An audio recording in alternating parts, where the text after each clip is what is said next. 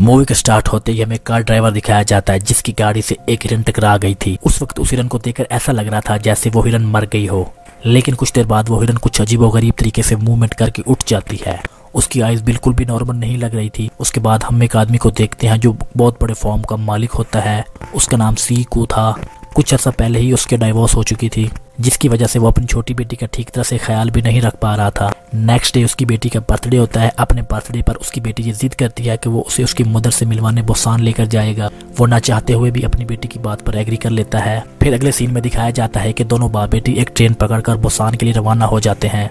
Train में और भी बहुत सारे लोग थे, जिसमें एक वर्किंग क्लास हस्बैंड सेंगुआ और उसकी प्रेग्नेंट वाइफ सनजियोन। उसके अलावा एक हाई स्कूल बास्केटबॉल टीम थी। और जैसे ही ट्रेन का डोर ओपन होता है तो वहाँ एक लड़की आती है जिसके पाँव पर किसी के काटने का निशान था। और देखते ही देखते मौके पर वो लड़की एक ज़ुम्बी में चेंज हो जाती है। और ज़ुम्बी बनते ही वो लड़की ट्रेन की एक अटेंडेंट को काट लेती है। उसके काटने के बाद वो अटेंडेंट लड़की भी एक ज़ुम्बी बन जाती है। ऐसा होते ही वायरस ट्रेन में बहुत तेजी से फैलने लगता है, जिसकी वजह से बहुत सारे लोग इसकी लपेट में आ जाते हैं। इस ट्रेन में ट्रेवल करने वाले कुछ पैसेंजर ट्रेन की उस बॉक्स जहां इन्फेक्शन फैला था छोड़कर किसी दूसरे बॉक्स में चले जाते हैं। और अब ये जिस बॉक्स में चले जाते हैं वहां अभी तक ज़ुम्बीज़ इन्फेक्शन नहीं फैला था। ट्रेन की न्यूज ब्रॉडकास्ट में ये बताया जाता है कि ज़ुम्बीज़ इन्फेक्शन न सिर्फ उस ट्रेन में बल्कि पूरी कंट्री में फैल चुका है और मैक्सिमम लोग इसकी लपेट में आ चुके हैं।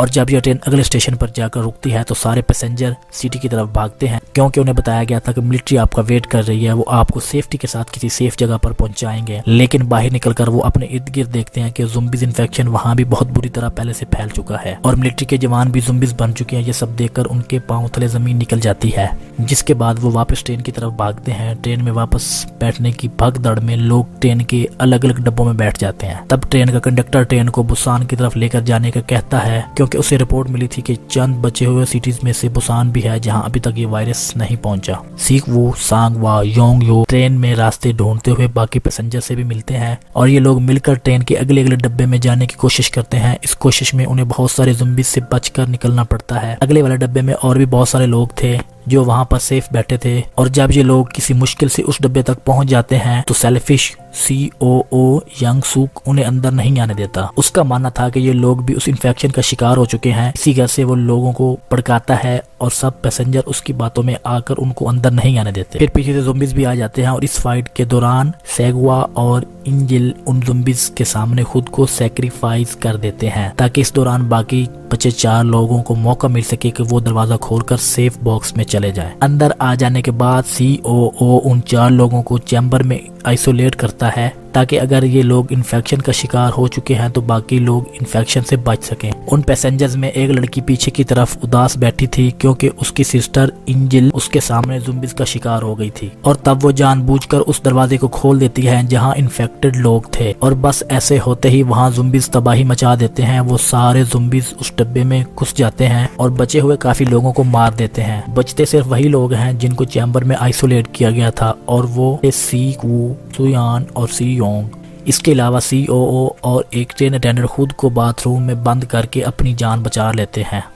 फिर हम देखते हैं कि इस ट्रेन का रास्ता ब्लॉक हो चुका है क्योंकि पूरे कंट्री में ज़ुम्बीज़ वायरस ने चंद घंटों में तबाही मचा दी थी। फिर जैसे ही ट्रेन रुकती है बचे हुए पैसेंजर किसी दूसरी ट्रेन की तलाश में निकल पड़ते हैं और इसी तलाश में वो एक दूसरे से बिछड़ भी जाते हैं। वो COO फिर एक बार खुद गर्जी का मुजाहिरा करता है। वो अपनी जान ट्रेन अटेंडेंट को ज़ुम्बीज़ की तरफ फेंक कर बचा लेता है, जिससे वो ज़ुम्बीज़ अटेंडेंट को बेरहमी से मार देते हैं। वो सेल्फिश COO बच निकलता है, पर उसे बाद में पता चलता है कि एक ज़ुम्बी ने उसे काट लिया था, जिसकी वजह से वो भी एक ज़ुम्बी में तब्दील हो जाता है। सीकवू उस ज़ुम्बी COO से लड़ता है, पर उस फाइट में लड़ते लड़ते COO सीकवू को काट लेता है और फिर सीकवू उसे ट्रेन से दे नीचे मारता है। सीकवू यहाँ अब समझ आता है कि अब उसे ज़ुम्बी ने काट लिया है तो वो बहुत जल्द एक ज़ुम्बी में तब्दील होने वाला है। ये सोचकर वो अपनी बेटी और सीओंग को इंजन वाले रूम में बंद करता है और जाने से पहले अपनी बेटी से अपनी लाइफ के लास्ट वर्ड कहता है। अब जाहिर है सीकवू ने भी बहुत जल्द एक ज़ुम्बीज़ बन जाना था। जैसे ही वो फुल ज़ुम्बी बनता है तो वो ट्रेन से कूद जाता है और सीकवू यहाँ काफी इमोशनल हो जाता है और वो मरते हुए भी उन मोमेंट्स को याद करता है जब उसकी बेटी बिल्कुल छोटी सी थी और